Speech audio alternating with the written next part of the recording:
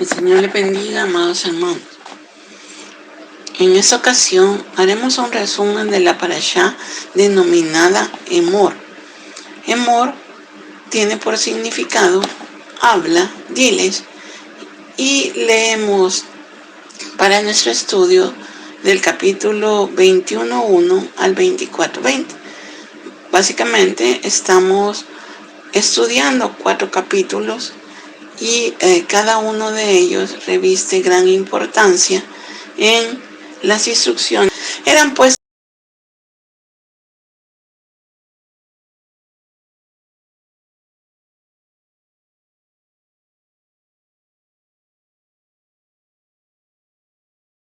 puestos aparte. Cuando decimos puestos aparte, tenemos que notar que eso es santidad, puesto aparte para el servicio de Dios, de manera particular para ejercer sus deberes ante Dios. De todo el pueblo de Israel, que era denominado por Dios Santo, Dios exige aún mayor santidad a aquellos que Él ha elegido para estar más cerca de Él, como son los sacerdotes y los levitas. Si recuerdan, la porción anterior da una lista de varios mandamientos que toda la nación entera debía de guardar en la parashá Kedoshim, porque la santidad no solo era particular para los sacerdotes, sino que debía ser para todo el pueblo del Señor. En el capítulo 21 de Levítico, los mandamientos son específicos para los sacerdotes, quienes eran los encargados de presentar las ofrendas santas delante del Señor, delante de Yahvé. El que Dios llama más cerca debe santificarse más. Mientras el Señor nos llama a tener mayor comunión con Él, veremos cómo el Señor va santificándonos y probándonos para que podamos ser más santos. Este es un tiempo en que, como Él nos llamó a todos sacerdotes de su reino, debemos ser y estar preparados para que el Señor nos santifique más, ya que el tiempo se está cumpliendo y estamos llegando al momento en que el Mesías retornará en poder y gloria a tomar de la tierra a su pueblo para esperar y celebrar la boda del Cordero. Así que debemos de estar listos para esto, y nuestro anhelo debe ser santificarnos a Él. Tomemos en cuenta que aquí las instrucciones son para los sacerdotes, es cierto, para los hijos de Leví, y más adelante vamos a estudiar cómo Dios escogió a esta tribu de entre todos los hijos de Israel para que le sirvieran de manera particular. Sin embargo, como ya decía anteriormente, Él nos ha llamado ahora a todos en el nuevo pacto un reino de sacerdotes y, pues, supuesto también de reyes, para que podamos gobernar sobre nuestro corazón, para dárselo completamente a Él y para ejercer el más sagrado de los oficios que Dios puede darnos, el de ser sacerdotes de su pueblo. Nos llamó a todos sacerdotes.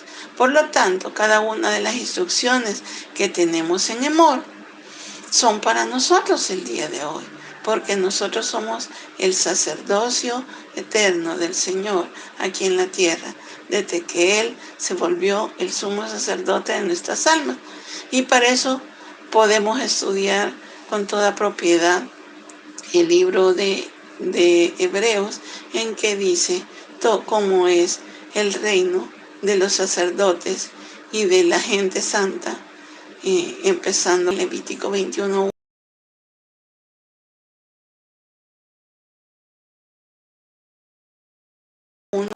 Como había mencionado antes, y dice de la siguiente forma: el Señor dijo a Moisés, habla, eso es Emor, ahí diría Emor, a los sacerdotes, los hijos de Aarón, y diles, ninguno se contamine con persona muerta entre su pueblo. Y después le lista ciertos mandamientos con respecto al servicio del tabernáculo, incluyendo restricciones acerca de tocar cuerpos, prohibiciones sobre las costumbres paganas y reglas acerca del matrimonio entre los sacerdotes. Los sacerdotes no podían casarse con cualquiera, con mujer divorciada. Debían casarse con una virgen, porque el sacerdote debía buscar la santidad en todos los aspectos de su vida. La función de todos estos mandamientos que están listados en el capítulo 21, de ser su sacerdote,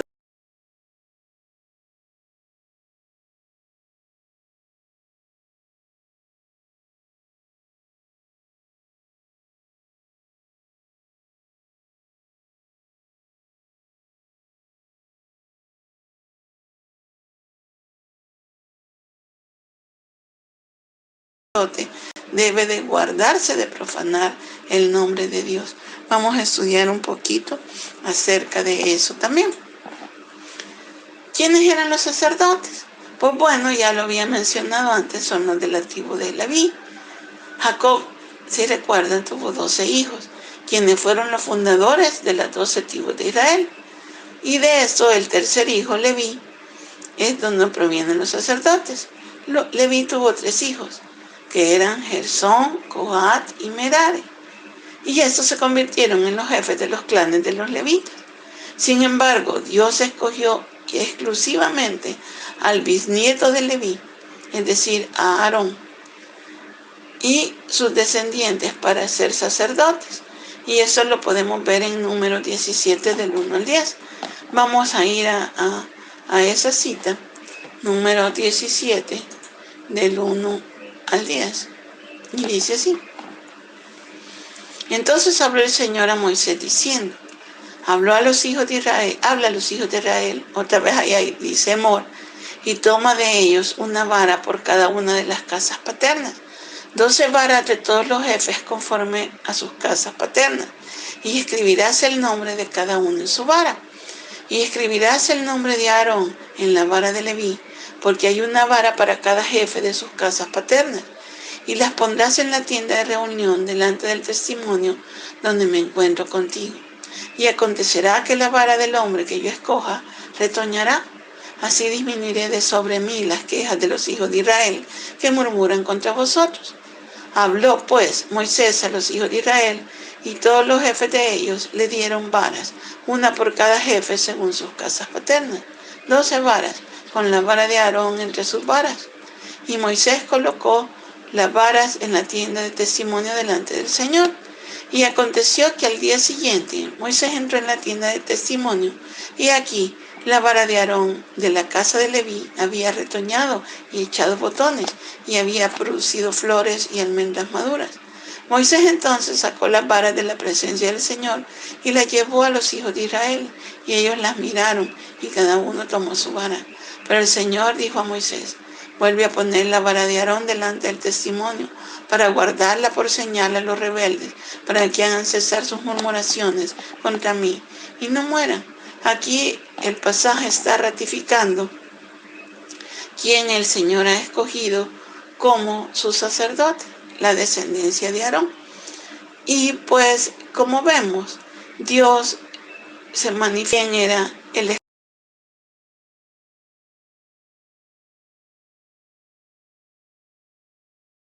escogido por él, la vara que florece, la vara que da fruto de almendras. Las almendras son las que son símbolo de juicio y de que las promesas de Dios son cumplidas. En otras palabras, había 3 clases en medio de la estructura de la sociedad de Israel: los sacerdotes, que eran prácticamente los que ejercían la mayor de todas los encargos o el oficio sagrado delante de Dios; los levitas, quienes eran sus ayudantes; y los israelitas, es decir, todo el pueblo perteneciente a las 12 tribus restantes. Solo los sacerdotes eran descendientes directos físicos de Aarón, quienes estaban exclusivamente designados para ofrecer los sacrificios. Los otros descendientes de Leví eran asignados a los roles de asistir en el mantenimiento del tabernáculo, como el acarreo de vasos y utensilios, ensamblar el santuario, moverlo cuando Dios lo ordenaba, etc. Eso vamos a verlo, si el Señor lo permite, perfectamente en el libro de Números. Pero solo los sacerdotes eran los encargados de ofrecer esta palabra que tenemos aquí, que es la bodá o el servicio sacerdotal en beneficio de Israel. El sacerdote tenía que despojarse de sí mismo y hacer todas las cosas para honrar el nombre de Dios, para santificarlo y para presentar al pueblo en santidad delante del Dios de Israel. Tenía, como decía, el más supremo de todos los oficios. Y de esa forma recordamos a quien tiene el más supremo de todos los oficios por siempre, a nuestro Yeshua, al Rey de Israel, pero al sumo sacerdote para siempre también, según el orden de Melquisedec. ¿Quiénes eran los sacerdotes? Bueno, como ya dije, aquí tenemos un esquema. Leví, el tercer hijo de Jacob, procreó a 3 hijos más, que fueron Gersón, Coat y Merari. Recordemos que Gersón era el primogénito.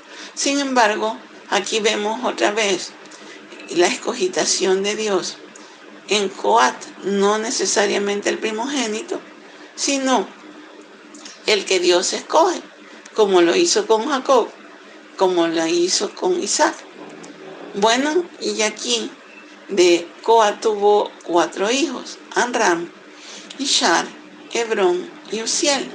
Y de estos, Dios escoge a Aarón como la línea de los Kohanim en hebreo, o de los sacerdotes en español. ¿Por qué fueron escogidos ellos? Bueno, según los sabios, es por una sola palabra, y esa palabra es lealtad al Dios de Israel. La tribu de Leví fue escogida por su lealtad al Señor durante tiempos de peligro nacional. Por ejemplo, ellos rechazaron contribuir con oro y participar en el pecado del becerro de oro, y su celo por el Señor los llevó a eliminar 3,000 instigadores de esa rebelión. Paradójicamente, aunque fue Aarón, el sumo sacerdote, el que prácticamente dejó que Israel se contaminara con el becerro de oro, toda la otra descendencia no actuó de esa misma forma, sino que rechazaron participar de esto, y eso los hizo que ellos pudieran ejercer el sacerdocio y ser escogidos de entre todas las otras tribus para el más grande de los oficios. Según los sabios, los levitas continuaron practicando la circuncisión en Egipto, mientras que las otras tribus abandonaron la práctica, por lo cual también se mantuvieron aún en cautiverio, fieles al Dios Todopoderoso. Y de allí es que venimos a la siguiente definición, que es Kiddush Hashem, que es santificar el nombre de Dios. Y lo vemos en Levítico 22:2. Y vamos a ver también el versículo 32. El versículo 22:2 dice: Di a Aarón y a sus hijos que tengan cuidado con las cosas sagradas que los hijos de Israel me consagran, para que no profanen o hagan hilul en hebreo mi santo nombre. Yo soy el Señor. Veamos también el capítulo 22, el versículo 32 de Levítico. Y dice así. Dice: no profanaréis, no harás hilul, mi santo nombre, sino que seré santificado entre los hijos de Israel, yo el Señor, que os santifico. Así que allí vemos que hay 2 palabras clave, que es profanar y santificar. ¿Cuál es la diferencia? Pues los sacerdotes nunca debían profanar el nombre de Dios. También podemos recordar lo que hace poco estudiamos de lo que ocurrió a Nadab y Abiú. El capítulo 22 abre y cierra con el mandato al pueblo de no desacreditar el profanar el nombre de Dios, sino santificarlo y procurar que permanezca santo. Y eso particularmente en el versículo 22 lo vemos en cuanto a los sacerdotes, ya lo leímos, y en el versículo 32 también es, como acabamos de leer, al pueblo de Israel. Es decir, se habla a los dos prácticamente clases que existían en el pueblo de Israel. En el pensamiento hebreo, un nombre no solo es una forma verbal de llamar a una persona, sino que es el reflejo del carácter de esa persona. Por lo tanto, el Señor y su nombre no deben ser, pues, básicamente profanados. Veamos lo que dice el Salmo 94, del 17 al 23. Vayan conmigo al Salmo 94, del 17 al 23. Si el Señor no hubiera sido mi socorro, pronto habría habitado mi alma en el lugar del silencio. Si digo, mi pie ha resbalado, tu misericordia, Señor, me sostendrá. Cuando mis inquietudes se multiplicaban dentro de mí, tus consuelos deleitan mi alma. ¿Puede ser aliado tuyo un trono de destrucción que planee el mal por decreto? Se unen contra la vida del justo y condenan a muerte al inocente. Pero el Señor ha sido mi baluarte y mi roca de refugio. Él ha hecho volver sobre ellos su propia iniquidad y los destruirá en su maldad. El Señor nuestro Dios los destruirá. Entonces, como vemos, el carácter del Señor se manifiesta cuando hemos leído Señor. Eso quiere decir el nombre de Yahvé. Lo que pasa que se supone no debe pronunciarse según los rabinos.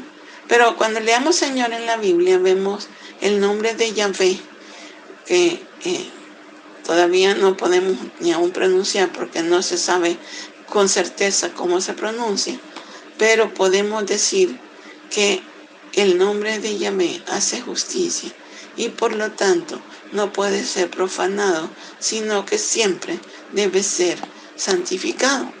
A Él sea la gloria.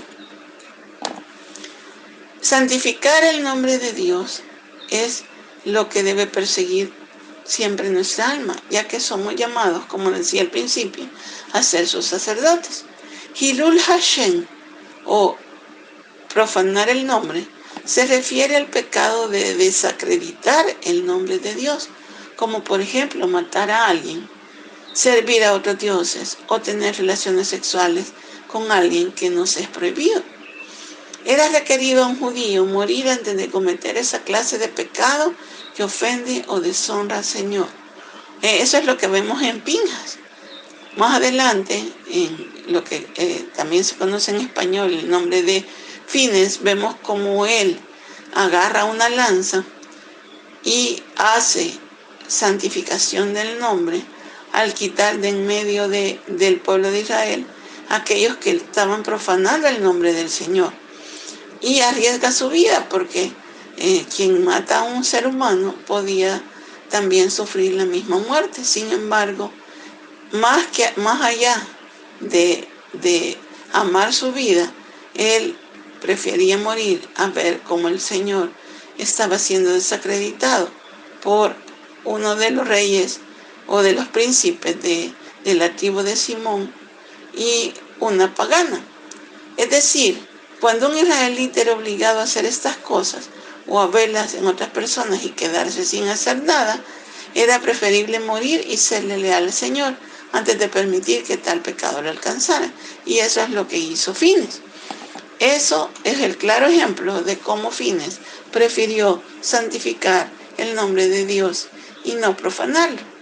Kiddush Hashem, entonces, es lo contrario a desacreditar el nombre de Dios. Su significado es santificar el nombre del Eterno.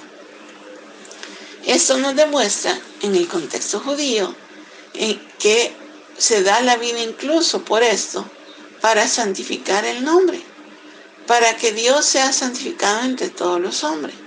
Es saber exactamente a quién se está adorando. Por eso es que el Señor Yeshua, cuando habló con la samaritana aquella vez en Samaria, le dijo: ustedes no saben lo que están adorando. Nosotros adoramos lo que conocemos. Cuando se conoce a Dios, se santifica el nombre de Dios. Porque la salvación viene de los judíos o de la forma en que los judíos adoran. Esto demuestra en el contexto judío, entonces, como vemos que aún se da la vida por que el nombre de Dios sea glorificado. Cada vez que un judío recita el Shema, él o ella afirma que prefiere morir antes de negar el glorioso nombre del Señor. Por eso se repiten dentro de su alma: oye Israel, el Señor nuestro Dios, el Señor uno es, y ese Dios es el que nunca debe ser desacreditado. Su nombre es Yahvé, su nombre es Yeshua. Según los sabios, cuando un hombre está dispuesto a dar su vida por Dios, no piensa Dios me salvará, sino aún espera ser muerto. Pero no importa, antes está santificar el nombre de Dios. ¿Será que nosotros llegamos a esa clase de santificación del nombre o preferimos nuestra vida? Podemos recordar un ejemplo claro en la Biblia de cómo se santificó el nombre de Dios. Lo vemos claramente cuando Sadrach, Mesach y Abednego, los amigos de Daniel, fueron echados al fuego por no postrarse ante la imagen de oro de Nabucodonosor. Ellos entonces fueron condenados al fuego del horno y confesaron en Daniel 3, 17, 18.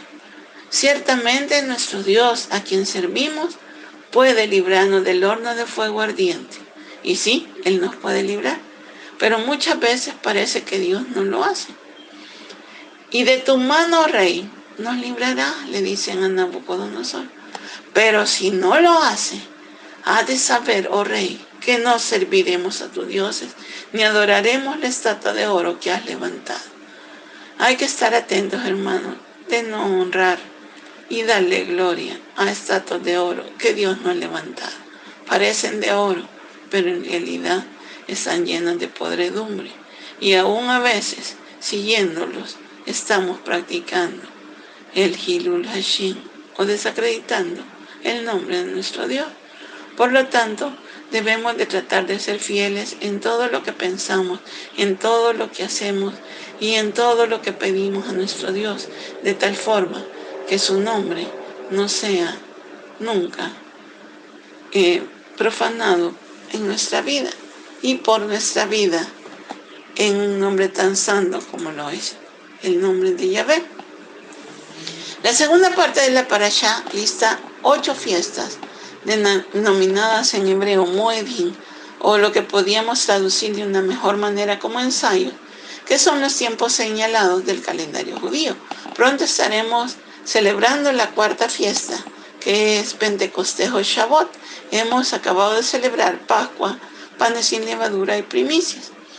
Estas fiestas puestas aparte o santificadas por Dios son llamadas en hebreo Mikrae Kodesh, traducido literalmente como tiempos en que la santidad es proclamada, o tiempos en los que hacemos Kiddush Hashem, santificamos el nombre de Dios.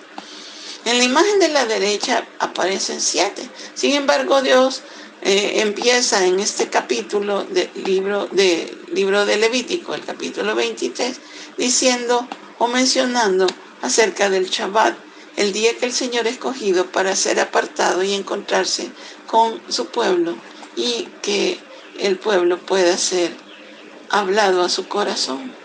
Es decir, que el Señor habla al corazón de su pueblo. La palabra de Dios es hablada al corazón y el pueblo responde en amor. Y aquí tenemos ciertamente cuál es el calendario del Señor que gira en torno a esa fiesta, en torno a la primavera, verano, otoño e invierno. Y en esta fecha la primavera es la que resalta importancia y el otoño. Sin embargo, hay una fiesta en medio, la fiesta de Pentecostés, que se da en el verano. Y esa es la fiesta que pronto celebraremos.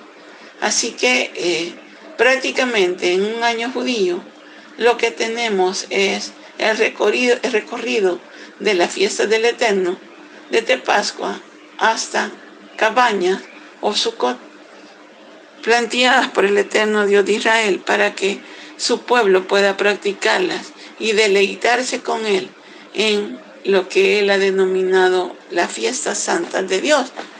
Tomemos en cuenta que estas no son las fiestas de los judíos, sino que son las fiestas del Eterno que quiere tener con su amada esposa. O sea, 2:19 dice, y te desposaré conmigo para siempre, te desposaré conmigo en justicia, juicio, benignidad y misericordia. Es decir, que parte del desposorio es celebrar junto con Él las fiestas que Él ha marcado como santas. Y si hacemos un esbozo pequeño por el tiempo de esta fiesta, podemos recordar la fiesta que acabamos de pasar y cómo esta se relaciona con Shavuot, para la que tenemos que prepararnos ya dentro de 2 semanas. Pues las fiestas santas del Señor empiezan, como decíamos, por Pascua o Pesach, y es el primer paso en el mundo antiguo cuando se iba a contraer matrimonio y era el precio que el padre pagaba por la novia. Es decir, que realmente las fiestas, como decía, marcan la relación que Dios quiere tener con su iglesia, formada por judíos y gentiles, una relación de amor y de desposorio. El novio había puesto los ojos en la doncella. Mire cómo Dios ha puesto los ojos sobre usted, y pedía a su padre que pagara el precio. Así el novio Yeshua puso los ojos sobre cada uno de nosotros y pidió al Padre que pagara el precio por cada una de nuestras almas. Pascua o Pesach representa el pago del precio, la sangre de un cordero, del cordero que quita el pecado del mundo, de Yeshua mismo, para comprar y escoger a la novia, no dejando que otros la tomara. Desde luego que usted y yo fuimos escogidos, no podemos ser de otro. No podría otro escoger la novia. Y así dejaba claro quién era el dueño. Por eso es que Dios, a través de su salvación, le deja claro a Satanás quién es el dueño ahora. Sino que esa mujer era enteramente reservada para quien había pagado el precio, es decir, para el Señor. La siguiente fiesta es Shavuot. Acordémonos que Pascua envuelve 3, que sería panes sin levadura inmediatamente después, y la de primicias, siendo Yeshua la primicia del Padre, para llegar a Shavuot, contando 50 días a lo que se llama la cuenta del Omer. El siguiente paso, entonces, en Shavuot, era el compromiso matrimonial, en que se le entregaba la ketubá, o los términos legales que regirían el matrimonio, es decir, las promesas de amor y fidelidad que Dios hace con su novia, protegiéndola y cuidándola, dándole promesas de cuidado y protección hasta que Él venga por ella. La entrega de la Torá es vista como en este mismo contexto, como la relación de amor entre Dios e Israel, y nosotros la podemos ver para ahorita que nos vamos acercando a esta fiesta, como las promesas que Dios nos hace a usted y a mí. Ponga su nombre ahí. La relación de amor entre Dios e Israel, la relación de amor entre Dios y Carolina. En esta ceremonia la novia se compromete a serle fiel a su futuro marido. Puede decirse que es la fiesta de la garantía o de la promesa. ¿Se acuerdan de las arras? Las arras son la promesa del novio a la esposa. Y eso es lo que el Señor hace, darnos su Torá, en donde están todas las promesas y todos los deberes que nosotros también debemos hacia nuestro novio sagrado, hacia Yeshua HaMashiach. El Espíritu Santo fue derramado en la fiesta de Shavuot o Pentecostés, como puede leerse en Hechos 2, como una anticipación de la cosecha entre las naciones que adorarán al Dios de Israel. Recordemos que estaba llena de judíos devotos que se convirtieron al Dios de Israel, porque esa fiesta era una de las 3 en que de todas las naciones venían, según el mandato divino, para ofrecer sacrificios y celebrarla en el Monte Santo, en Jerusalén. La otra era Pesach o Pascua. Esta es la segunda, Shavuot, y la tercera es Sukkot. Pablo usa los términos de promesa o garantía en referencia al Espíritu Santo. Por ejemplo, podemos ver 2 Corintios 1:22. Vamos a 2 Corintios 1:22. Y dice así. 2 Corintios 1:22. quien también nos selló y nos dio en nuestro corazón al Espíritu Santo como garantía, dice. Así que el Espíritu Santo es nuestra garantía de que estamos escogidos y también estamos comprometidos con el novio celestial, Yeshua. Ese mismo término se usa para describir el precio de la novia. También la garantía que Dios da por la novia, en referencia a desposarla con su hijo, con Yeshua. En consecuencia, la entrega de la Torá como un contrato matrimonial y la promesa del Espíritu son símbolos del compromiso y amor entre Dios y su pueblo, de toda lengua, tribu y nación, la cosecha de tribu entre las naciones, su reino de reyes y sacerdotes, que también son su novia y con las que se desposará muy pronto, según vemos cómo el mundo marcha. Que el Señor nos mantenga fieles a Él mientras esperamos su pronta venida. Que el Señor les bendiga, amados hermanos.